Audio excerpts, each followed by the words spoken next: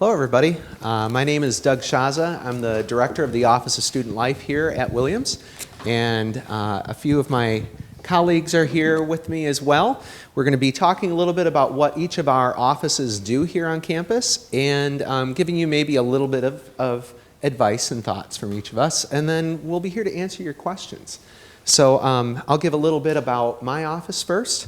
We're responsible for a number of areas on campus. We're responsible for student housing, so assignments and lotteries, those sorts of things, room key distribution as well, which is going on over at the Paresky Center right now through the mailboxes.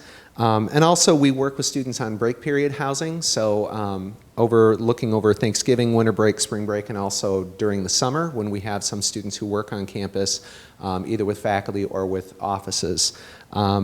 We do residential life for sophomores, juniors, and seniors. So once your son or daughter becomes an upper class student, becomes a sophomore, junior, or senior, they'll be in the upper class residence halls, and we'll be working with them on programming and events and community building. The first year program is run out of the Dean of the College office. So your son or daughter will be working with Dean Dave Johnson and their team, the JAs, for the first year, and they're moving into their entries right now. We work with student clubs and organizations, so ways to get involved, lots of opportunities to get involved, and we have about 150 clubs and organizations, but if there isn't one there that suits what your son or daughter wants to do, they can start a new one. So we have ways to be able to start up new organizations and get funding to be able to support programs that they want to do as well. Student events are something that we coordinate through our office. Student leadership development workshops and programs as well. So we'll run different workshops and programs over the course of the year. Our office is also responsible for student mail and package services. So if you sent some packages ahead of time for your son or daughter to have their linens or clothes or things like that before they got here, had to ship them in. They were at the mailroom today, you probably already picked them up, or if you haven't, you can still do that. And regular mail that comes in, so if you're just sending a letter or anything like that, we take things from UPS, USPS, FedEx, all of those folks. And then we're also responsible for summer programs. We have a number of conferences and camps that come into the campus during the summer and utilize the facilities.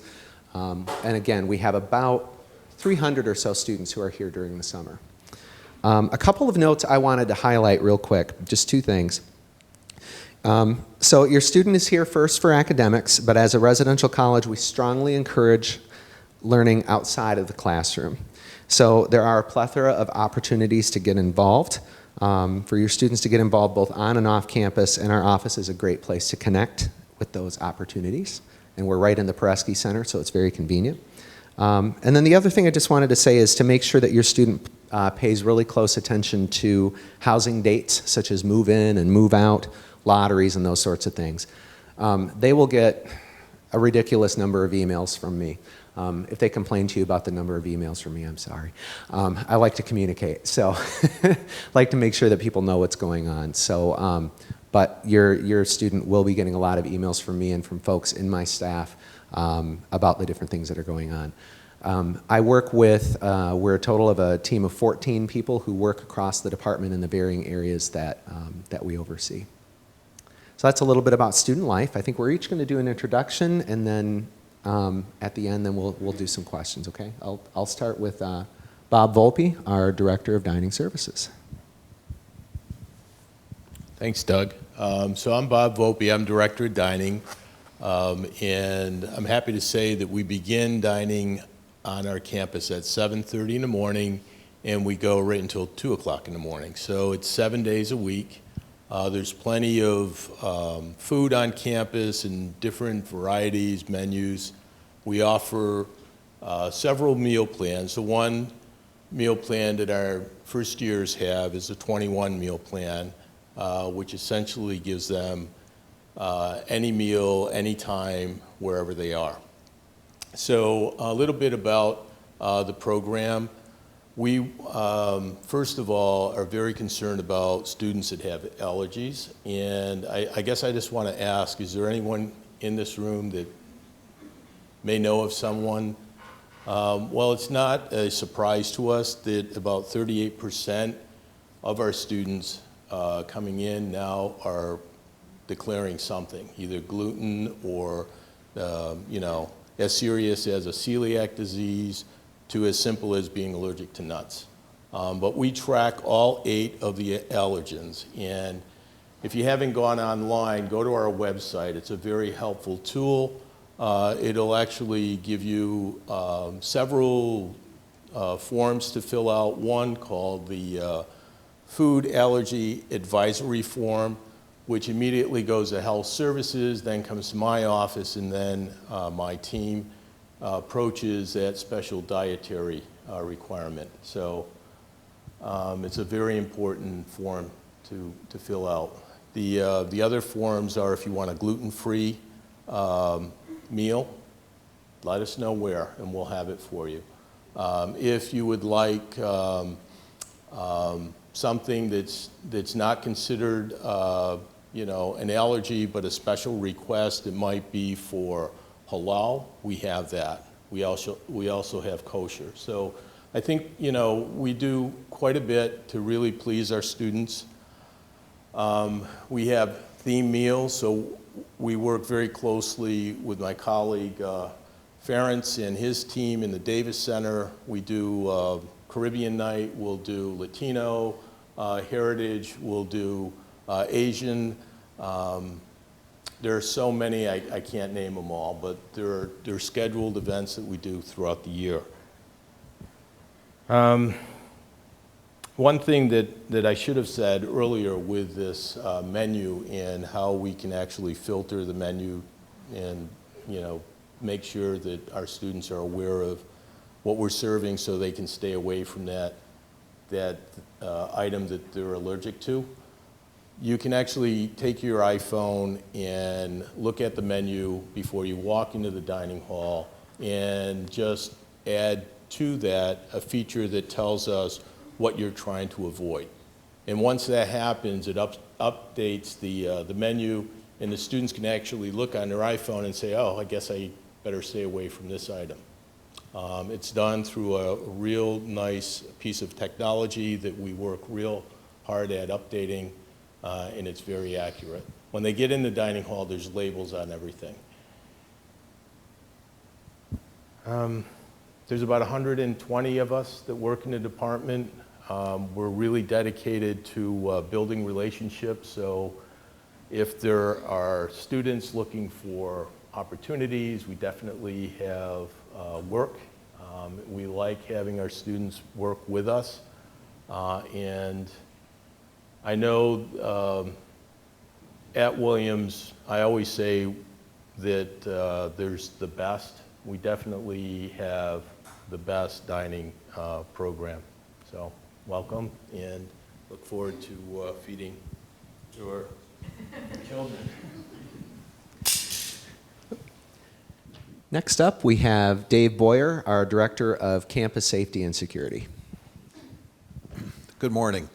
I'm here representing a department of 27 employees that work, as you can imagine, 24 hours a day, 7 days a week, 365 days a year. It's a small department, but we partner with many agencies, and with the departments of my colleagues here, we work closely with different groups to multiply our effectiveness. For those of you who don't know, the Williamstown Police Department is in an old college building right on one corner of campus, about a quarter mile from here. The response time at times can be in seconds, not minutes. So we have our security department, we have the local police department right on campus.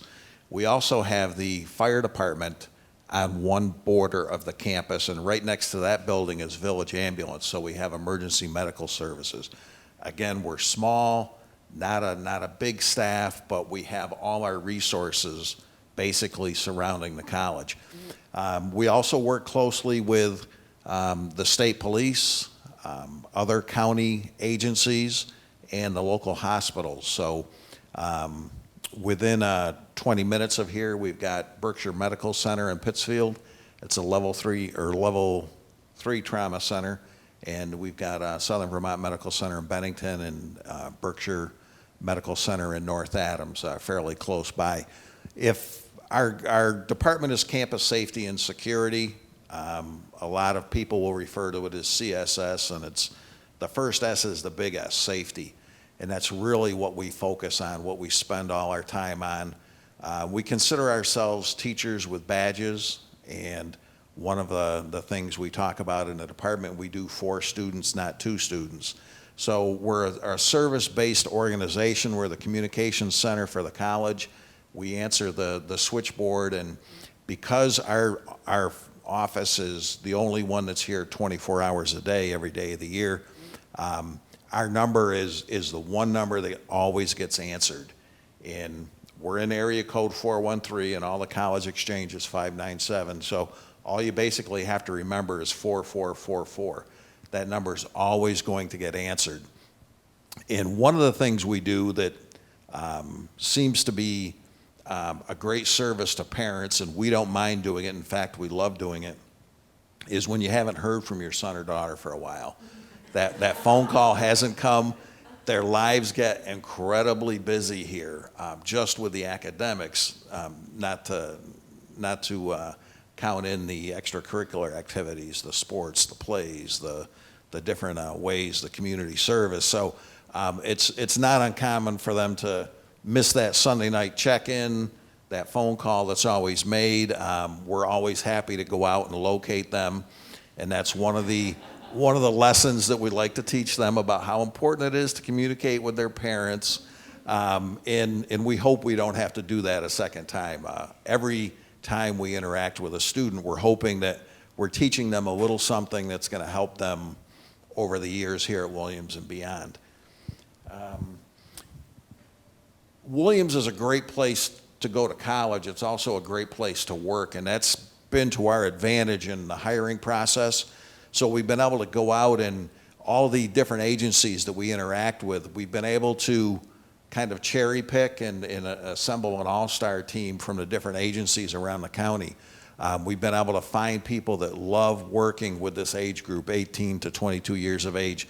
We've taken them from corrections, we've taken them from the court system, we've taken them from psychiatric hospitals, and they've got some great experience in dealing with the younger people, and sometimes under circumstances that aren't the best. We've got people who've worked in probation, in a division of family services. We've got actual educators, teachers in our department. We've got coaches in our department. So very few people have come to us from a police background. We've got a real diverse group of training and insight. A lot of the people in our department have maintained their connections, professional connections with the different agencies that they work for. So some of our officers, while they're not sworn here on campus, are elsewhere. Some are on the board of directors of the local correctional facility. We've got a member of our department who's on the Joint Terrorism Task Force. We're very connected at the state and national level with the FBI and different agencies. We're active members of the Regional Emergency Planning Committee. Emergency planning is a big part of what we do here on campus, and you may not know it now, but you're all enrolled in our ConnectEd emergency broadcast system. So if we have an emergency on campus and we're alerting everyone, then those messages are also going to go out to the parents. So in real time, any messaging we do may go to you as parents. In those circumstances, if we do send out a message, our contact information is going to go on it. It's also going to describe the type of emergency and what we're suggesting people do to keep themselves safe during that emergency. The one thing we ask is that you don't try to communicate directly with us back from that message, because whatever we're managing on campus here, we're doing it with a few people, and it's hard for us to keep up with communications. But after sending out the messages, our website is updated with all of the emergency messages. And every year we do an exercise on campus where we bring the emergency management team together. We bring in all the local agencies. We work through an exercise, a hypothetical problem, and figure out how we're going to manage that situation with all the players at the table. We've done it as a functional drill the last couple times where we've actually evacuated buildings and taken it to that next level. So we do everything we can, and with all the training we have and all the training we do, probably the best training we have as security professionals is that we've received by being parents and working with our own children. We know what it's like to take a child to school, several children, and leave them in the hands and care of other people. We know it's not easy, and I just want you to rest assured when you leave, you're leaving your children with professionals who care, who understand, they want to teach, they want to make them better, and it's a hard age group to work with. They think they're invincible, but we chip away at that and try and get our message across along the way. So thank you for leaving your children with us. Thanks, Dave. And our last panelist is our director of the Davis Center, Ferentz LaFargue. Good morning. When thinking about the ways in which we support your students, one of the easiest ways of explaining it is by working with the offices of these three gentlemen here. Our office, the Davis Center, is the campus's Diversity, Equity, and Inclusion Center. So sometimes that partnership involves working with Doug's staff in terms of securing a space for an event, helping think through the logistics more broadly, who are going to be the speakers, who are other resources on campus that we could pull in order to make an event really thrive. It means working with Bob's staff in terms of, so the themed dinners that he was talking about doesn't suggest that just because these are once a month dinners does not mean that the rest of the year you might not be able to find South American or Central American food or Asian food on campus. What it does mean is that at least once a month, students partner with dining services to add more to one of these dinners. So it could be, for example, for Latino Heritage Month, where the students brought in some performers. They presided over a panel during the dinner. For Caribbean Heritage Week, the students helped cook some of the dinners. So it gives an opportunity for students to not only express their culture, but also learn some more about the dynamics of cooking and providing food for 2,100 students. So they're learning some really, I think, keen life lessons.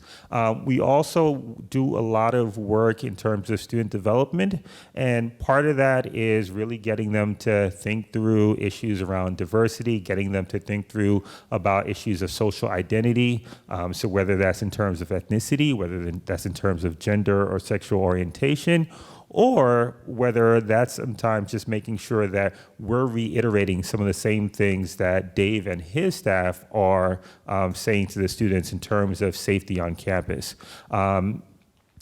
We don't necessarily need to take a diversity lens to tell students that it's nice to not blast your music at 12 or 1 a.m. because that might upset your roommate. So the kinds of things that Dave and his staff try to impart, we do our best to help reiterate them as well. The Davis Center has 6 full-time staff. We are also the home of the campus's Gender and Sexuality Resource Center, which does programs more specifically tailored around gender and sexual orientation or gender and sexual identity. And that includes bringing in speakers. That includes, there's the resource center itself where students can enter 24 hours a day and get pamphlets in terms of safe sex, also get information on gender identity, and other forms, so both in terms of the theoretical and very practical. And we also work with a group of students, organizations, or collective called the Minority Coalition. It's a group that was, essential. It's that coalition that led to the founding of the Multicultural Center in 1989, which is the precursor of the Davis Center. And so it's a coalition of student groups represented, the Black Student Union, the Asian American students, Latino students, the Feminist Collective, the Queer Student Union, and a host of others are part of this collective. They partner to help think through some programming. They have a shared budget. And we also work with other student groups that are not part of that coalition. Some are housed primarily maybe in the Center for Learning and Action. Some may be CC or college council organizations that are looking for additional support as well. And we also work with faculty and staffs. We have a faculty fellow in our office who helps faculty members think through pedagogy, who works with the various postdoctoral programs, the postdoctoral fellows who are on campus as well.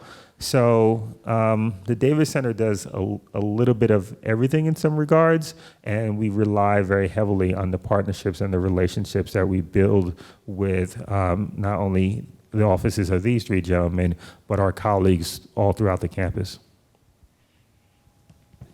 Thanks, Ferentz. So, we'd like to hear from you. What are some questions you have, areas that we oversee, or might be something that we don't oversee? That's fine. Yeah. Hi, thank you very much. When I was here last, I picked up a student paper, and there was an article about a controversy in the English department that involved diversity. But the article did not describe what the issue was. It simply said there was an issue, and can you inform me what was going on, what was going on, and what is going on in the English department in terms of diversity in that issue? So the question, I think we're repeating the question so that they're on the videotape. So, so the question was about an English department controversy around diversity.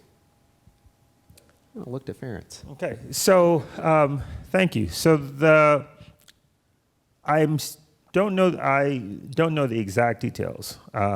What happened last semester was that a group of students in the English department brought forward some concerns to faculty members. And those concerns involved what the students were arguing were perceived slights, some in terms of importance were racial insensitivity, ethnic insensitivity,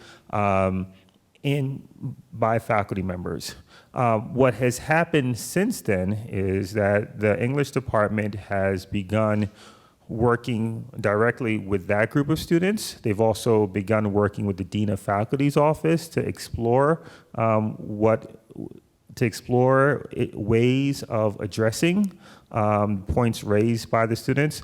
The question was about, I think the key concern that the students were having was whether or not the atmosphere in some of the classes were somewhat hostile. And in particular, I think there was the concern was for Asian and Asian American students in those classes. So that's at least my knowledge of the understanding of the situation. The English department, I have to say to their credit, has been very proactive in trying to work with the students and remedy the situation. And of all the issues you dealt with last year, on a scale of 0 to 10, where does the English department concern rank? You want to repeat it? Of all the issues that I dealt with last year, where does the English department issue rank? I have not dealt with the English department issue. Actually, those students never came to the Davis Center, interestingly enough, and they've managed to actually do all the follow-up with the faculty members in the English department and the Dean of Faculty's office. So while we work very closely with students who do bring concerns to us around issues of race and ethnicity or gender and sexual orientation, there are times when the students actually make a very deliberate effort in terms of trying to address these issues on their own. From my understanding, none of the students who we work very closely with, even a number of the Asian American students who we work very closely with were not the authors of that letter, and that's been kept fairly much in-house within the English department. So again, to their credit in terms of being very deliberate and directing that. So in all honesty, it's not been an issue that I've dealt with, so I can't say that it ranks in that scale. Yes? For being late, so and also apologize if you addressed this.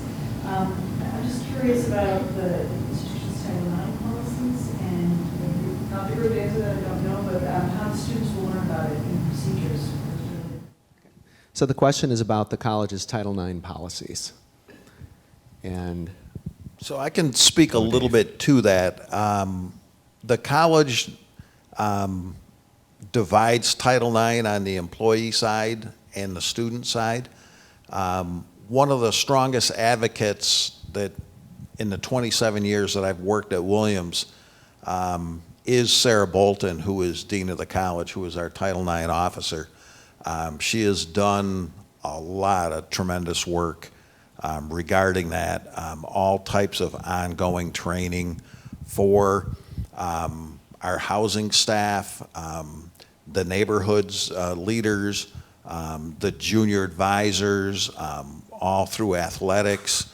We do a lot with bystander training. There's all types of awareness and prevention that goes along with Title IX, and I know there's been hiring in that area and program development, so I only see that continuing and growing, and Sarah Bolton is definitely a tremendous leader in that area. And we have a number of resources. We recently hired an associate vice president, Toya Camacho, whose primary responsibilities is Title IX. Our new vice president for institutional diversity and equity is a trained lawyer whose background is particularly in terms of education litigation, was former director of the education fund at the NAACP Legal Development Fund. Meg Basong, who's our director of sexual assault and prevention, has been working a lot with various student leaders. We have Title IX colleagues in athletics, Carolyn Miles, the assistant director for gender and sexuality activism in my office, Justin Atkins, as well as a number of the staff members in Doug's office, Doug, Mike Bernard, Ben Lamb, also play roles in this. So we're addressing, and I think sort of striving to educate the students from a number of different angles. So if you're an athlete and you spend the bulk of your outside of class time, your extracurricular time in one of the athletic facilities, through the Student Athlete Advisory Committee, SAC, we deliver the programming through there. If you are primarily involved in one of the student organizations that works through the Office of Student Life or the College Council, we'll formulate the relationships from the dean's office through Doug's office and directly to the students, and also, and similarly, if you are part of the Davis Center. So we try to get at these issues from a number of different angles.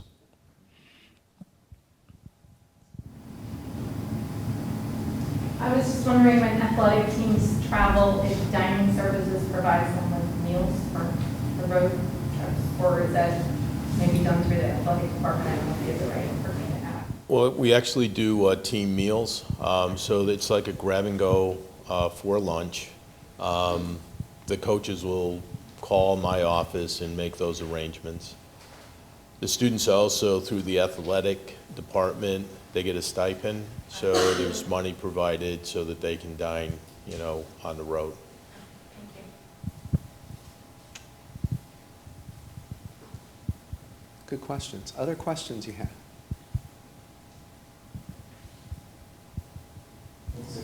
The elephant in the room at most colleges is underage drinking. And just wondering how, so I've spoken to a lot of college presidents, and that's what they think about, helping most getting the right balance, so to speak, in terms of knowing what's going on, whether, and also controlling it, keeping people out of trouble. And what are your thoughts on that? The question was regarding the elephant in the room, being underage drinking on a college campus. This is my purgatory, I guess, for the way I was when I was in college. So some of my roommates point out, but the drinking age was 18 then. It's a balancing act because we've tried many different approaches. The harder we push on campus, the more we crack down, the more the students go off campus into the community. They go there with people who are untrained, without college officials, without the same fire safety protections we have on campus. And we try and maintain a balance. We address it every time we see it. There's a sanction process for it. We're not necessarily out patrolling dormitories looking for it. When we get called in for any number of service calls after hours, and we respond to complaints, and our focus regarding the underage drinking has definitely been on hard alcohol, where we have a lot bigger problem and a lot higher risk to the students who are consuming that. So. And to follow up on Dave's point, I think Dave is being modest here. Both his office and my office, and when we get a chance to do our training with the junior advisors, we stress the importance of them being leaders in this area and help be leaders and partners. We also, Doug's office, the Stress Busters, the variety of Williams After Dark parties that the students could attend in Peresky, does an incredible job of showing students that there is a vibrant after hours scene on campus as well, that you don't need to be drinking alcohol to partake in, because part of it is sometimes that people are bored and looking for social events and ways of socializing. So we make sure that there are ample opportunities to experience things. The fact that Lee's Snack Bar is open to 2 a.m. means that if you want to get some mozzarella sticks and your grilled cheese sandwich and play Xbox and just chill out, that is a viable option as well. So there are no shortage of opportunities on campus for students to find activities, ways of entertaining themselves, ways to hang out with friends that don't involve alcohol. So, which does not mean that underage drinking does not occur. It means that I think we all do as much as we can to make sure that we are as visible in supporting and giving students an opportunity to not engage. And just to add to that as well, I mean, our office also works with students. We do have a number of students who are of age. So we are not a dry campus. We do have events that sometimes for students that involve and include alcohol, but we also train the staff who are going to be working at those events to make sure that they're looking at identification, they're making sure that they're not serving to underage. A number of those events are staffed by professionals, and many of those events, campus safety is also present, as maybe members of my staff who are there as well. So we don't pretend to be a dry campus. We aren't. But yeah, I think striking a balance is what we try to do. Good question. And yes, that is the elephant in the room, definitely. Other questions? Okay. Well, we're wrapping up a little bit early. I think that's fine. You may be hungry, so go grab some lunch. And if you'd like to come down and talk with any of us afterwards, that's fine. And you can also find all of our contact information on the college's website. Thanks for coming today, and welcome. Thank you. Thanks.